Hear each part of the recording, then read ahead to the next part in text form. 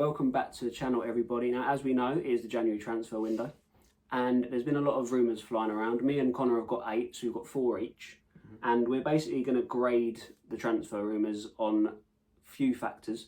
One is obviously the price. 2 is how the team would benefit from the signing, how the player would benefit, and what it means to the selling club. So will it be a good money maker, will they lose a key player, etc. So there's a lot to go into the grades. Let's start off with you, Connor. What's your first rumour that you found? I've gone with Zinchenko to Borussia Dortmund. Oh, okay. Yeah. Arsenal have got a very congested full-back area, I think, especially in that left-hand side. That's an understatement. Yeah, they've got Calafiori they bought in the summer, Tierney, Timber and Kiwior, as well as Zinchenko himself. So And Tomiyasu. Tomiyasu can play left-back. Yeah, exactly. There's just got so many players in that position. Zinchenko needs a move, so that makes sense on his front. Dortmund are currently 10th in the Bundesliga. Ooh. Defence is struggling since probably Ian Maatsen left at left back.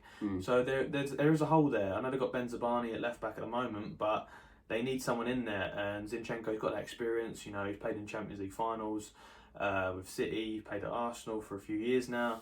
So it makes sense. You know, why not bring him in for a fee of around 15 million? You know, so it makes sense on Arsenal to get rid of him.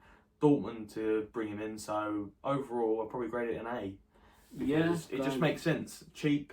You know, Dortmund needs someone in there. I think it's a deal that makes sense for me. Yeah, I'll give it an A as well. Because obviously it's good for Zinchenko's point of view as well. Yeah. He gets out of a congested spot. Yeah. And obviously he can play centre mid as well. So if Dortmund, you know, have an injury in midfield, he can just slot in there. Right, my rumour is a bit of a 2-in-1. Okay. It's cropped up recently. Fabrizio Romano broke the story. Who else? Yeah. And it is Matthias Tell to Chelsea and Nkunku going the other way. Okay. So do you want to start with Tell first? Yeah, we'll start with Tell because, like I said, it's a bit of a 2-in-1. Yep. I don't get the deal with Tell to Chelsea. Me neither, to be honest. Yeah. You know, Chelsea haven't had a lot of success with strikers from the Bundesliga. 100%. And the thing is, like, Tell hasn't been playing a lot, right? I get that. Yeah. But he's not going to play a lot at Chelsea. Exactly. You know, Jackson's been playing really well. Yeah. You've got a few players who can play there. They're apparently probably going to go for Osimhen in the summer, according to media. Yeah. So it'd just be a waste of potential. And he's too good to be playing in the Conference League. Yeah, but that's where he's going to be. Look at Nkunku this season. You know, he's just going to be rotting away in that Conference League team. Whereas at Bayern, he can still win the Bundesliga. They're about 4 points clear, something like that. And obviously he can develop as well because he's only like 21, 22 as well. Yeah. So it's a good place to develop. You just don't know whether he's got that ego where he thinks he can be a bigger player at a bigger club, and he's got to realise the journey. Like Harry Kane's getting on now. You know, he's not going to be there for long, so it's only a matter of time before you do get that game time. But it seems like he wants out and wants game time. So yeah, the thing is they've given a green light to talk to him, but it's very early stages. Yeah. So therefore, I don't think that side will happen. No. Whereas with Nkunku, he's very keen to join Bayern. I mean, who wouldn't be? Yeah. You're going basically winning a trophy every season. And he hasn't played a lot for Chelsea. It just makes more sense for Bayern in a way. Yeah. Because obviously they're getting a player who's performed in the Bundesliga. 100%. Yeah. And yeah, it doesn't make sense for me on the Chelsea side. So I'm going to give it a grade D. I can't see it happening. Nah, overall the deal, I think it will be a D because it's just that Tell side of it. You know, it just doesn't make sense for his point of view to go there as well as Chelsea getting him in. Connor, your next rumour? Is Zubimendi to Arsenal. Another midfielder. Exactly. They don't need it's unlike Arsenal to buy positions they don't need, isn't it? It's not like they need a striker. Calafiori. But been linked with move away for Sociedad for a few years now. Zubimendi. Last season I think it was Liverpool. And City. Yeah, this season now it's looking more like City and Arsenal going for him. But yeah, I think Arsenal would be a good place to go in terms of a step up. But they've got such a congested. It's the Arsenal problem, you know. You've got such a congested midfield already. You've got Rice, you've got Partey, you've got Jorginho, Marino as well. Yeah, players who play in that position, that defensive sort of position. Zubimendi isn't really a guy who's going to threat going forward, I don't think. And it's just a waste of money. And they've been crying out for a striker for 1 or 2 seasons now, and it just doesn't make sense for Zubimendi to go there and sort of having to fight for his spot. Whereas if he goes to other places, he won't have that much of competition. So for me, I'm going to give it a D overall because I'm going to be harsh. You know, fuck it, it's because it's Arsenal. I'm giving it an F. Yeah. It just don't make sense to me. Your side is clearly crying out for a striker. Yeah. So you're going and getting a midfielder. Yeah. It's like your car needs a front tyre, but you're going out and buying another window. It just don't make sense. Like like I said, Jesus has had his ACL snapped in half. Yeah. Havertz spends more time diving on the floor than actually getting in the box. And missing sitters. Yeah. There you go. Yeah. It's just it don't make sense to me. Arsenal, fix your club. Right, my next rumour it involves my club, and it's a bit of a rogue one. I don't think anyone's heard of this man. I've got Daniel Cummins. Now he's a Celtic striker. Yeah. 18, and he's out of contract in the summer. Yeah.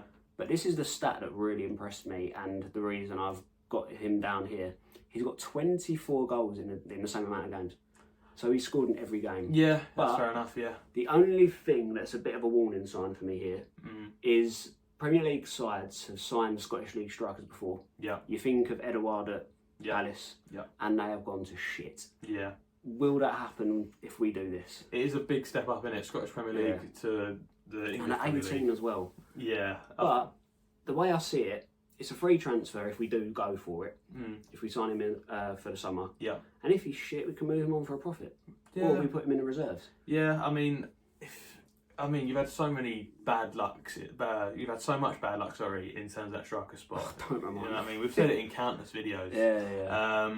But yeah, it's a free signing. It's a risk, but also it's not a risk at the same time because he's free, you know. But it's just that game time. Whether he does perform in those games, he gets minutes in. I went with a C because it's kind of harsh, maybe, because it's a free signing, but it's just that step up from the Premiership, Scottish Premiership, to the Premier League. So I went with a C because I'm not too convinced Harry will do. Yeah, I'll give it a C as well because you don't know how he could turn out. Right, Connor, your next rumour? I've got Aaron Ramsdale to Newcastle. Yeah, he looks really, really good at Southampton, even though they are doing terrible. He's still holding his own, I think. I think he's still trying to keep him in games. Has that brilliant shot-stopping ability that he's always had, to be honest. He's crying out for a bigger team, and he took too much of a step down when he went to Southampton. Newcastle, I think, would be a quality place to go. Nick Pope's always injured. Dubravka looks like he's on his way out. Why not get him in there? You know, why not take a punt on him? I'm not a fan of it personally. No? The last few seasons, I know he's been harshly treated by Arsenal, and obviously Southampton are absolute dog shit. Yeah. But I think he's been exposed. Ramsdale's not being that good of a keeper. Okay, how? I don't know. I just don't rate him. He's just, his confidence seems to have dropped. And, you know, not recently, but he came out and said he can't concentrate for 90 minutes. Yeah. That's not a good thing to hear if you're a goalkeeper. It's not, you're right, yeah. And I do think with the position Newcastle are in, I know they have PSR issues, but I feel like they can get a much better goalkeeper. Yeah. So for me, I'd give it a C. Just because it would be a good step up, but I think Newcastle themselves could do better. Okay, fair enough. Probably a bit harsh. Yeah, I mean, he showed what his quality is like in a title run with Arsenal. He showed that he can be up there, and you know he was one of the best goalkeepers in the league that season. So for me, he has shown his quality, and I think Newcastle is his level. You know, not the top teams, but that one below it. So yeah, for me, I think it makes sense. I went with an A.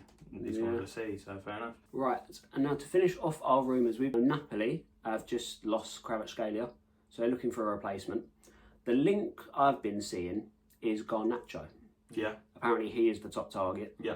I mean, it's a bit of an odd one because Garnacho has these flashes of brilliance. Yeah. Then he has these flashes of being absolutely god-awful. Yeah. But the thing is, you think of the players who have not done very well at their clubs in the Premier League and gone to the Serie A, specifically Napoli, and they have just, you know, their values skyrocketed. You think McTominay, Billy Gilmore, Philip Billings recently gone there, and not including Napoli, you've got Loftus-Cheek at AC Milan, Pulisic at AC Milan, Tomori at AC Milan, Abraham. I could go on, but the only thing I can see wrong with this move is that Man U wants 70 million for Garnacho. It's a huge price tag in it. I mean, he's just 10 million less than Kvaratskhelia, who's one of the best in the world. Yeah. You need to sort of, you know, lower your... I know Man U need money, but you need to lower your expectations. Yeah, it makes sense for him to move, I feel. I think it's a good on the player's side, but it's that transfer fee that I can never see happening. So I went with an F because it just... Ooh, okay. Yeah, because this transfer fee that I think, you know, it just won't happen because of that. Yeah, I mean, I'd give it a D just for the price. If the price was like 50 to 60, I'd be like, let's see, they can get that down. But Man U are just overcharging. Yeah. And I know it's January as well, but still, 70 million for Garnacho is insane. It's too much. It's far too much. Yeah. So that's the end of it, guys. That's our transfer rumour grading. Obviously, there's going to be loads more flying about, and there's probably some that will be probably confirmed by the time we've put this video out. There'll be new ones cropping up. Yeah. So, comment down below your thoughts on this video. If you agree with any of our points, if you disagree, anything like that. Don't forget to like, share and subscribe. We'll catch you next one, guys.